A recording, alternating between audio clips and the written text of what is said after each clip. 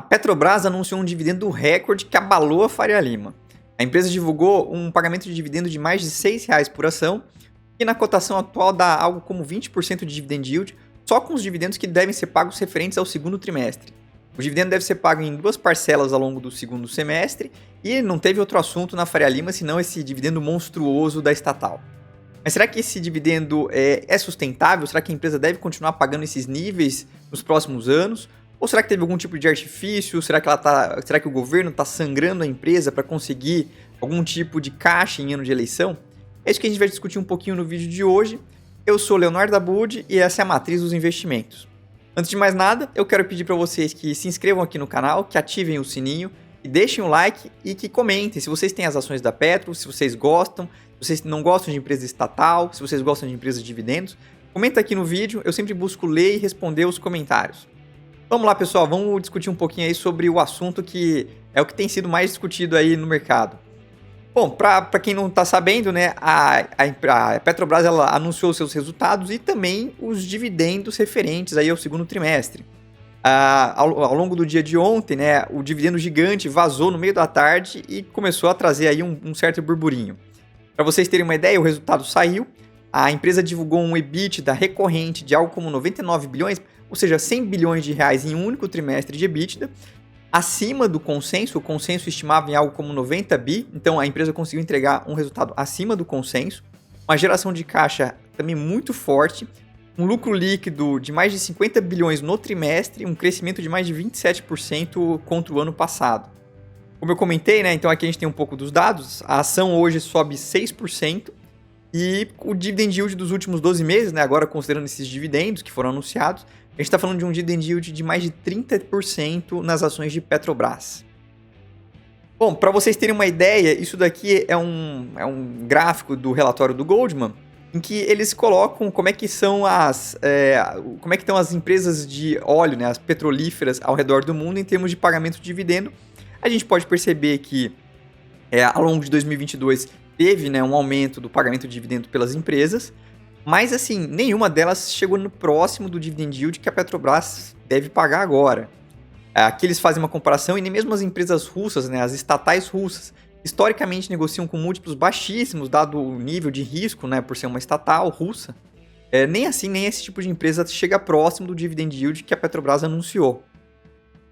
E aí a gente traz aí uma certa discussão, né, nessa última semana houve uma notícia em que o governo vinha pedindo dividendos às estatais, ou seja, ele vinha pedindo para que as estatais pagassem dividendos a mais, de forma a fortalecer o caixa e pudesse bancar os benefícios sociais em um ano de eleição. Então, para mim, eu sei que muita gente gosta de dividendos, eu também gosto, mas a gente sempre precisa lembrar o seguinte, uma empresa ela consegue pagar o caixa que ela gera, né? Ela precisa ser uma empresa saudável. Se ela pagar mais do que ela suporta, a gente está sangrando aquela empresa. Assim, a primeira pergunta que surge é, será que esses dividendos que foram anunciados, eles são sustentáveis? Será que teve algum tipo de artifício do governo? E aí, olhando um pouquinho para o resultado da Petrobras, vamos dar uma olhadinha aqui, né? Primeiro, quando a gente olha em termos de EBITDA, né, 99 bilhões de EBITDA, é um crescimento em relação ao ano passado de 78 bilhões, tá? Um crescimento muito forte. A dívida líquida da companhia caiu de 40 bilhões para algo como 34. Ou seja, a empresa gerou um caixa gigantesco, a empresa se desalavancou, ela está com um nível de endividamento de 0,6 vezes o EBITDA dos últimos 12 meses. Obviamente, o EBITDA dos últimos 12 meses não é uma coisa muito recorrente, porque o petróleo Brent tem ajudado demais, mas ainda assim a gente vê uma empresa que está muito saudável, que não está parando de fazer investimentos, e deve aumentar muito a sua produção nos próximos anos. Então, eu acredito que sim, que esse dividendo que ela anunciou, ele tem origem, ele tem sustentabilidade, tá? Então não foi um dividendo que a empresa tirou, teve que sangrar. Mas, obviamente, a gente tem que olhar um pouquinho para o futuro. Então, uma das coisas que a gente chama um pouco a atenção é esse petróleo Brent do segundo trimestre, que teve uma média aí de $113. A gente viu toda a briga que a Petrobras encarou, né, com a população, fazendo aumento de combustíveis, aquela coisa toda. Muito porque no segundo trimestre a gente teve uma guerra. Na verdade, a guerra ainda está em curso. e fez com que o preço do petróleo Brent fosse lá para cima, né? Então a gente teve preços de petróleo Brent aí em $113 ao longo desse segundo trimestre, enquanto que no segundo trimestre do ano passado, o Brent foi aí na casa dos $70, mostrando como é que isso aí tem um impacto positivo para a Petrobras, tá? Então assim, primeiro ponto, eu vejo que a Petrobras operacionalmente é uma empresa que está muito diferente do que a gente viu lá em 2015 e 2016. É uma empresa desalavancada, é uma empresa que desinvestiu de muitos ativos que não eram core. A empresa tem se focado em ativos que são os mais rentáveis, ativos grandes. E aqui a gente tem um pouco da perspectiva de crescimento de produção. Então, hoje a Petrobras produz algo como 2,7, 2,8 milhões de barris de petróleo por dia. E a expectativa é que lá em 2026 ela deva chegar em algo como 3,2, eu acredito que até um pouco mais de milhões de barris por dia. Ou seja, é uma empresa que tem uma capacidade, tem um crescimento para os próximos anos que é considerável. E aí, obviamente, o primeiro ponto que a gente vai trazer aqui sobre a Petrobras, né, é a questão de, assim, existem dois riscos que eu enxergo. O primeiro é o risco político, é uma empresa estatal, é uma empresa que, historicamente, os políticos gostaram de usá-la como sendo uma forma eleitoreira, vamos dizer assim. Não só em termos de corrupção, mas também em termos de utilizar essa empresa segurando preços artificialmente. Então, a gente já viu o que aconteceu no passado. Então, por conta disso, é um dos primeiros riscos que a gente imagina. Então, um dos candidatos à presidência, né, o Lula, disse que ele pretende mudar a política de preços da Petrobras. A política de preços foi implantada durante o governo do Michel Temer. Eu sei que provavelmente assim, vai ter bastante zumbido a respeito disso. É difícil saber o que de fato vai ser implementado, tá? Até porque a Petrobras, não só a Petrobras, mas houve algumas mudanças na regulação. Então, por exemplo, a gente tem aí a lei das estatais, trouxe algumas limitações em termos de interferência política para as estatais. Hoje também, para vocês entenderem, o governo, né, a União, ela é acionista majoritária, ela é acionista controladora, né? Ela não é majoritária, ela é acionista controladora, no sentido de que ela detém a maior parte das ações ordinárias, que são as ações que dão direito a voto. Por conta disso, a Petrobras ela tem o direito de escolher a maioria do conselho da Petrobras. E com isso, ela consegue selecionar as pessoas que vão compor o conselho, são essas pessoas que escolhem a diretoria da Petrobras. Ainda assim, o conselho ele são pessoas físicas, né? Então você vai selecionar pessoas e essas pessoas elas vão assinar todos os contratos, vão assinar todas as atas, ou seja, ele vai deixar o nome dele ali. Então, se tiver algum tipo de pedido da União que vão ter que sangrar a Petrobras, os conselheiros, eu acredito que hoje vão ter muito mais receio do que no passado, visto tudo que a gente viu que aconteceu na Petrobras. Ainda assim, a gente sabe que político é criativo. Então, por exemplo, né, durante essa última crise da Petrobras, o presidente da Câmara, né, o Arthur Lira, ele propôs que aumentassem a tributação em cima da Petrobras.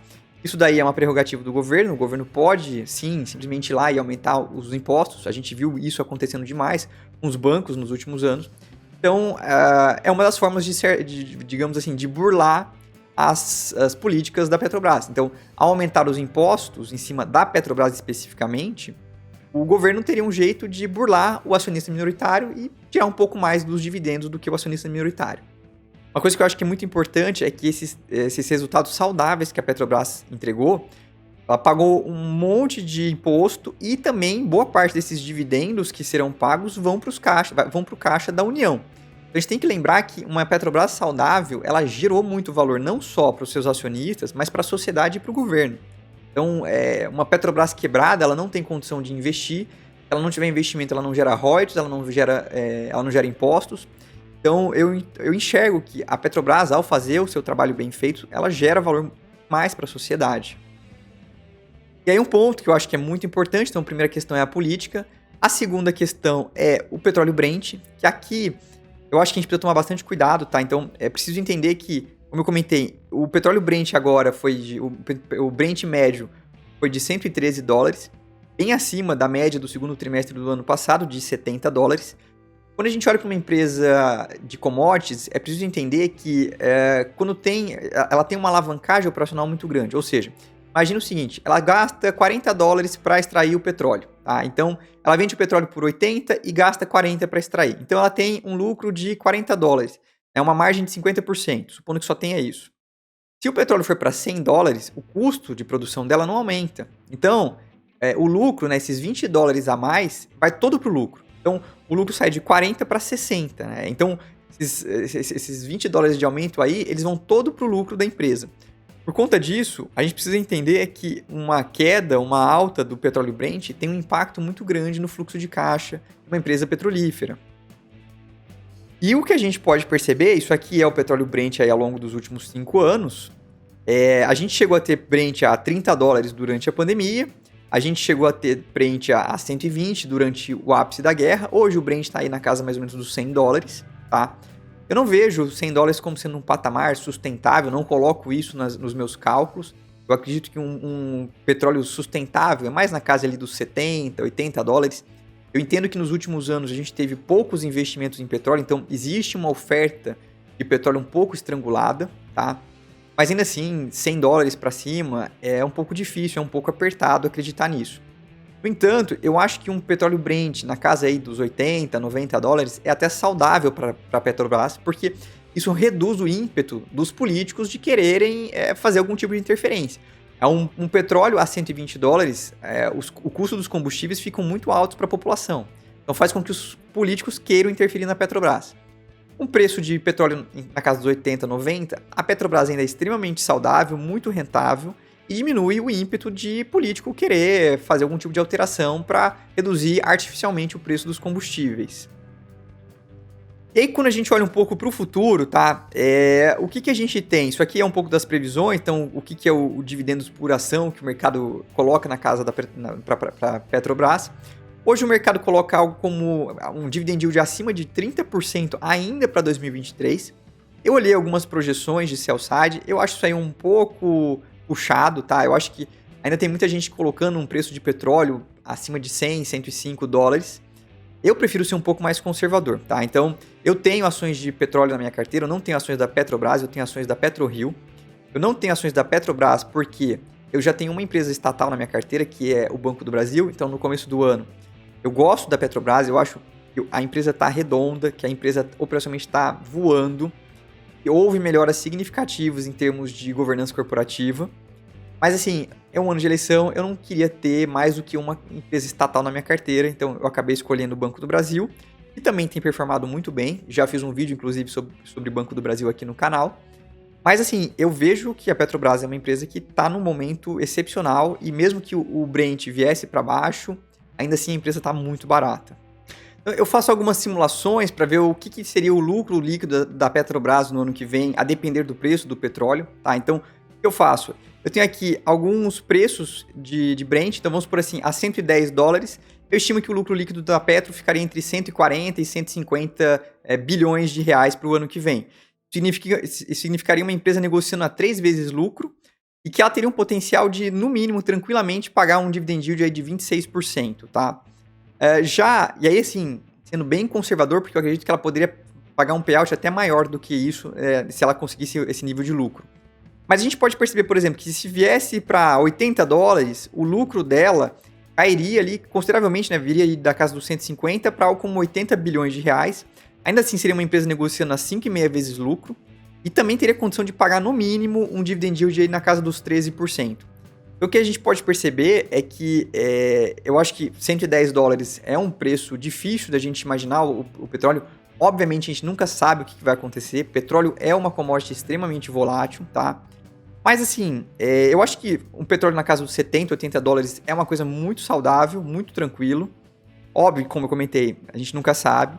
Mas mesmo um petróleo na casa dos $70, seria uma empresa negociando a 7 vezes lucro e que teria condição de pagar aí, no mínimo, uns 10% de dividend yield para o ano que vem. De novo, eu não tenho ações da Petrobras, eu tenho as ações da PetroRio no segmento de petróleo. Também acho que é uma empresa muito bem posicionada, que tem melhorias internas fantásticas, um crescimento muito bom já contratado para os próximos anos. E também eu tenho o Banco do Brasil como sendo uma empresa estatal, por conta disso é que eu não quero ter a Petrobras na minha carteira. Mas, de novo, é uma empresa que hoje está extremamente descontada, mesmo considerando esses riscos políticos e os riscos de petróleo. Bom, pessoal, de novo, eu quero pedir para vocês que se inscrevam aqui no canal, que deixem o like, que comentem o que vocês acharam do vídeo. Lembrando sempre, isso não se trata de uma recomendação de investimentos, eu tô só passando aqui um pouco como é que é a minha visão da Petrobras, que até por conta disso eu não tenho hoje na minha carteira. Espero que vocês tenham gostado do vídeo e a gente se vê no próximo. Tchau, tchau.